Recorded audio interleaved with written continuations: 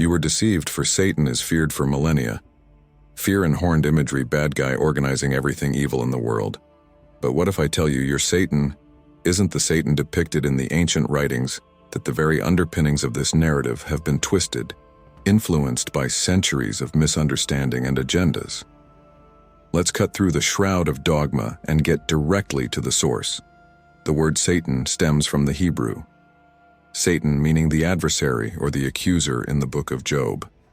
One of the earliest verses in the Bible, Satan isn't the ruler of hell or a fallen angel, planning humanity's doom. Instead, he's part of the divine council, a figure who challenges Job's righteousness, not out of malice but as a byproduct of his duty. Satan appears before God, essentially inquiring, does Job fear God for nothing? His task to test, to query, to challenge, not to destroy.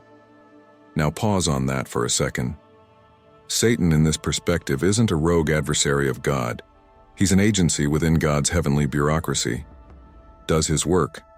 The narrative here isn't one of revolt or anger, but of a cosmic test. Doesn't that fundamentally challenge all we've been taught fast forward to later millennia? The image of Satan morphs fueled by developing religions, art, and politics by the time of the New Testament, and especially through medieval interpretations. Satan becomes the demon we recognize today, the pitchfork-wielding villain guilty for humanity's suffering. Yet this wasn't just theology, it was propaganda. Early Christian leaders, using this figure to impose moral control, frighten dissenters, and centralize authority within the church. But let's get this closer to home. Look deeper into passages like Isaiah. People believe here is where the narrative of Lucifer's fall originates. How you have fallen from heaven, O morning star. But here's the twist. That paragraph isn't about Satan at all. It's geared at a Babylonian king, employing figurative language to explain his downfall. The word Lucifer derives from the Latin translation related to the planet Venus, the morning star.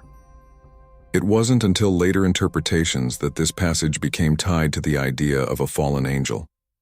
Despite the concept of hell as a fiery kingdom governed by Satan, owes more to medieval art and Dante's Inferno than it does to the Bible and the scriptures. Satan isn't shown as reigning over hell. In truth, Revelation describes Satan as being hurled into the lake of fire, not governing it. So who determined he become hell's overlord? That's a cultural myth, not a biblical truth. So what is this all? Because it means that the narrative of Satan has been purposefully constructed and distorted. It's been used to divide control and generate dread. The fact is, Satan's first role wasn't as a villain but as a challenger, an entity who challenges us to confront our ideas, our vulnerabilities, and our humanity. That's a far cry from the scapegoat. For all evil, Satan's image as the ultimate villain of being is a product of centuries of changing theology and cultural influence. Yet when you remove away the layers of tradition and explore the Bible itself, a distinct story emerges, one that questions the simplistic duality of good versus evil. In the ancient Hebrew context, Satan wasn't a name, it was a title. It means an adversary for Vuser, a role that may be fulfilled by anyone divine or human, depending on the context. This wasn't a being behaving independently of God, but one working within a divine framework. The role of the Satan was to challenge, to question, and to disrupt complacency, not to act as the Lord of evil. Look at the wider narrative of the Hebrew Bible. The figure of Satan barely makes an appearance, and when he does, his job is frequently procedural rather than malevolent. The idea of a singleton cosmic enemy of God as we know him now was not a central characteristic of early Jewish thought.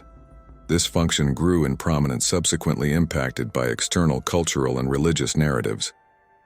One important influence came from Zoroastrianism, a Persian religion that exhibited a clear duality.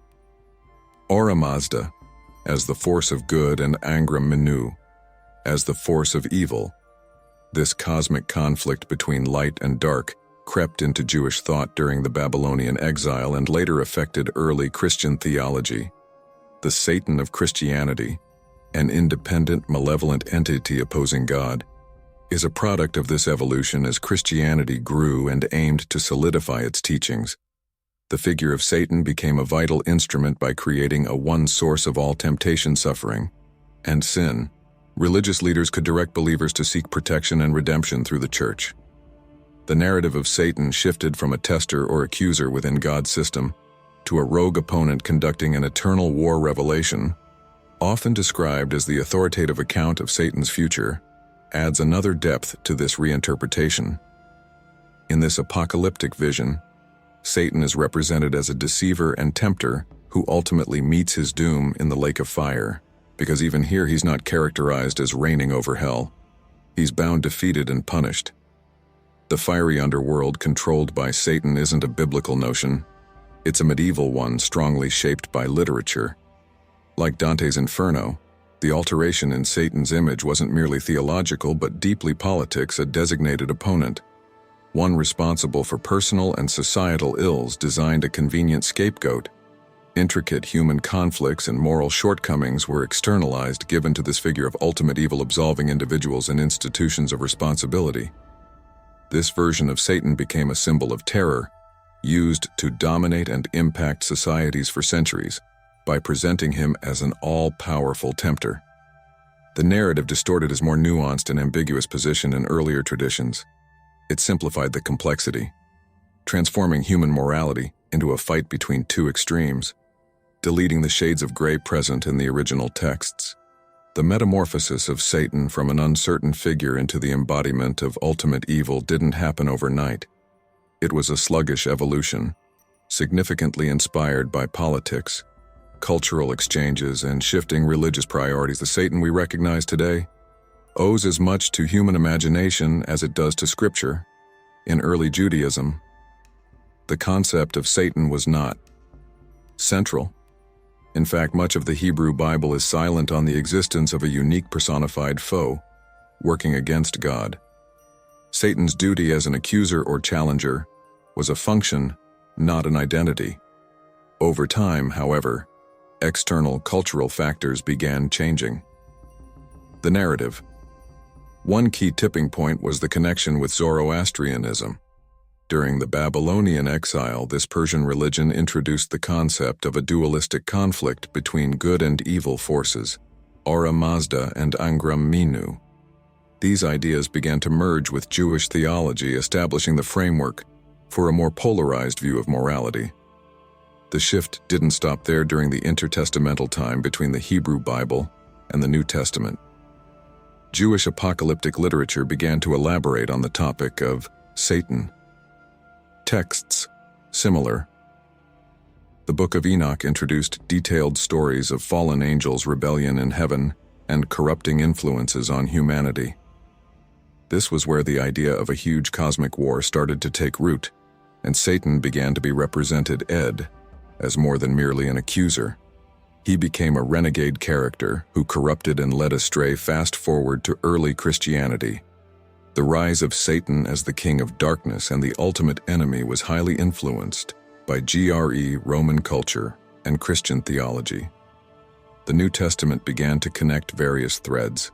Satan as a tempter in the wilderness, the enemy who SWS evil, Enter the virtuous, and the dragon of Revelation.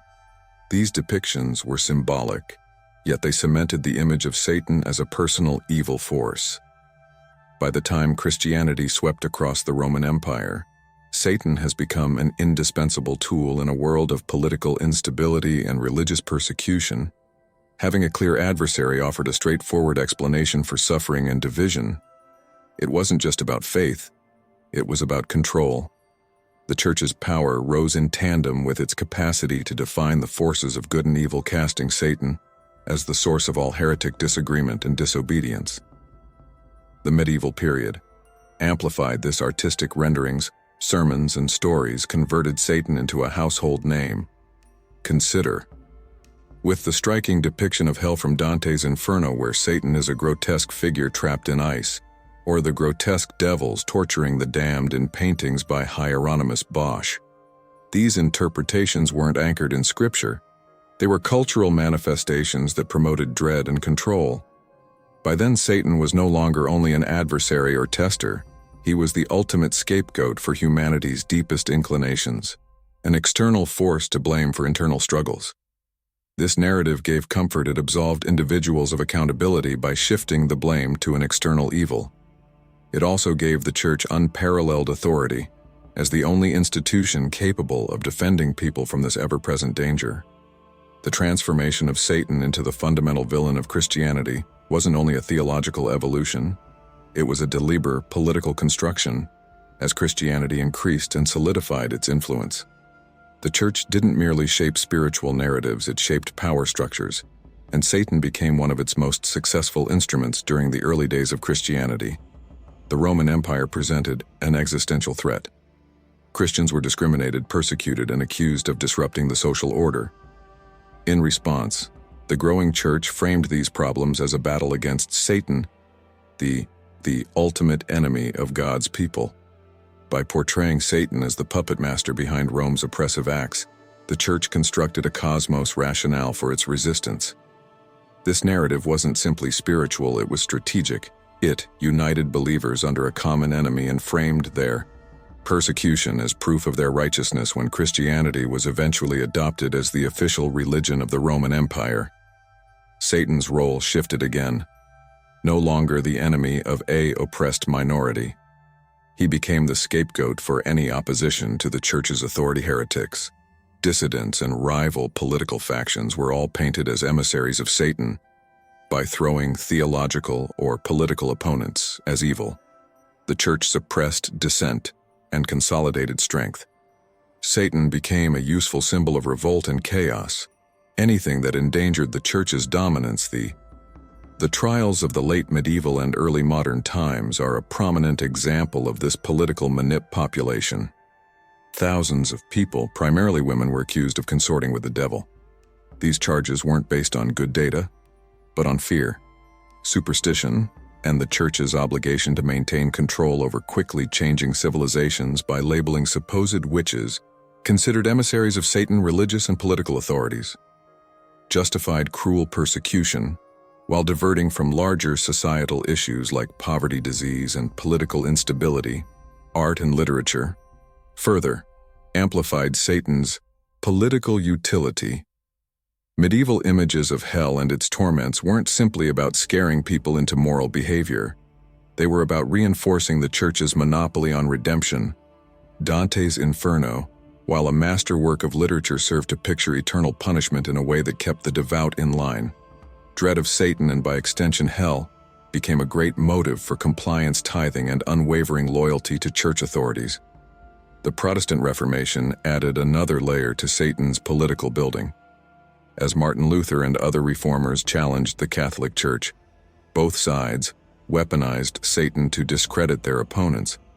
Reformers accused the papacy of being the seat of the Antichrist, while Catholic leaders dubbed reformers are heretical agents of the devil. Satan wasn't merely a spiritual person, he was a promotional weapon in a fundamentally political struggle. This tendency proceeded into the contemporary period in times of societal unrest. Satan is frequently reborn as a symbol of externalized evil, whether during the Red Scare when communists were characterized as godless emissaries of Satan, or in contemporary conspiracy theories that relate political movements to satanic rituals. The devil remains a potent tool for managing narratives and molding public opinion. What this history reveals is that Satan's role has often been less about theology and more about power. By turning him become a symbol of ultimate evil, institutions have been able to create fear and focus it toward their own ends. Knowing this history isn't only about theology, it's about seeing how tales of fear and power have shaped whole civilizations. Satan in many ways is an inferior reflection of divine truth, and more a mirror of humanity's deepest insecurities and ambitions. Satan's evolution isn't the only narrative worth examining. The picture of God in the Bible is precisely as thorough and at times just as contradictory. While Satan has been posed as the antagonist, there are occasions when God's own activities in the texts raise issues concerning the black and white morality we've been taught. Take the tale of the flood in Genesis. God, perceiving humanity's sinfulness, decides to wipe out practically all life on earth, saving only Noah, his family, and the animals on the ark. This isn't an act of a figure in opposition to God. It's God himself. unleashing destruction on a huge scale. The reasoning humanity's degradation. But the magnitude of the judgment considerably exceeds the criminality. Whole populations comprising innocent children are swept away. Is this justice, or is it something greater complex in Exodus? God hardens Pharaoh's heart numerous times during the plagues, ensuring that Pharaoh will not release the Israelites immediately. This prolongs the agony of Egypt, resulting to the deaths of every firstborn kid in the final pandemic. However, the story presents this as part of God's perfect purpose. It also raises debates concerning the morality of causing such vast anguish for the sake of making a point. Is this an example of divine benevolence, or does it show a harsher, more authoritarian side of God's figure heading into the conquest tales of the Old Testament? Like as the book of Joshua, the Israelites are instructed by God to exterminate entire cities, sparing no one men, women, children, and even livestock. These behaviors are framed as divine directives, aimed to secure the promised country for God's chosen people. However, when considered from the standpoint of the victims, these activities resemble genocide versus than justice. These myths show a God who is complicated, capable of both mercy and wrath, love and destruction. They challenge the simple narrative of a genuinely loving deity standing in antithesis to a purely wicked Satan. In many ways, they confuse the lines between what is deemed divine justice and what could be viewed as dictatorship. The New Testament doesn't totally resolve these difficulties, while it introduces a greater forgiving and caring vision of God via the teachings of Jesus. The book of Revelation reintroduces themes of vengeance and destruction. The apocalyptic imagery depicts a God who will return to judge the living and the dead, unleashing terrible and apocalyptic events in the process. The notion of eternal punishment in a lake of fire for those who resist. God further confuses the narrative of divine love when these stories are compared with Satan's relatively sparse appearances. The lines between hero and villain justice and judgment become harder to define. Satan is often represented as a tempter or deceiver, but the scope of his activities in the Bible pales in comparison to the huge judgments enacted by God. In the Garden of Eden, the serpent, later linked with Satan, gives Adam and Eve the fruit of knowledge. While this behavior is described as disobedience, it also initiates humanity's evolution into self-awareness before eating the fruit. Adam and Eve live in ignorance. Blissful yet unknowing afterward, they obtain the ability to perceive good and evil, to make decisions, and to bear responsibility for their actions. This moment of revolt also symbolizes the beginning of humanity's intellectual and moral journey. Without this difficulty, there's no growth, no tale in the Gospels. Satan tempts Jesus in the wilderness, providing him power, authority, and comfort. Jesus rejects, affirming his goal and moral clarity. But this interactivity is more than simply a test. It solidifies Jesus' purpose. By presenting alternatives, Satan pushes Jesus to confront the nature of his assignment. The temptation becomes a critical moment, sharpening Jesus' resolution without the challenge. There's no clarity, in various spiritual traditions outside Christianity. Figures resembling Satan play comparable functions in Hinduism. For example, some demons aren't inherently harmful, but serve to test devotion and power in the Bhagavad Gita challenges. Difficult hardships often lead to personal growth and enlightenment. Even in modern psychology, we know that struggles and adversity shaped character and resilience. The archetype of the challenger isn't about devastation, it's about metamorphosis. Satan's presence in biblical narrative typically functions as a mirror, reflecting human choices and exposing vulnerabilities. When tempted, individuals reveal who they genuinely are, what they value, and what they're ready to fight, so far from being an agent of chaos. Satan's challenges provide order to the storyline, forcing characters to evolve, make decisions, and define their paths. This perspective doesn't absolve Satan of his more harmful activities in later traditions. Yet, it does reveal a deeper layer to his job. He's not merely the villain of the story. He's part of the machinery that drives things ahead without problems. There's no growth without opposition. There's no clarity. Satan, as a concept, has always existed at the intersection of fear, morality, and power. But what if the story of Satan is as much about humanity as it is about theology? Tearing away millennia of interpretation and dogma portrays a person strongly related to our own struggle with truth, freedom, and responsibility. The duality of Satan's portrayal, both as accuser and as tempter, mimics the complexity of human existence. On one hand, Satan represents the force that unveils hidden truths, often by forcing folks to confront uncomfortable realities. On the other, he portrayed as the trickster, luring people astray with false promises. This paradox makes Satan not just a character in a novel, but a symbol of the choices and problems we encounter every day. Look at the position of Satan in cultural evolution. In many respects, he became a receptacle for everything humanity couldn't or wouldn't take responsibility for: the tragedy of history, the darkness inside human nature, the shortcomings of morality, all of it externalized and assigned to this singular figure.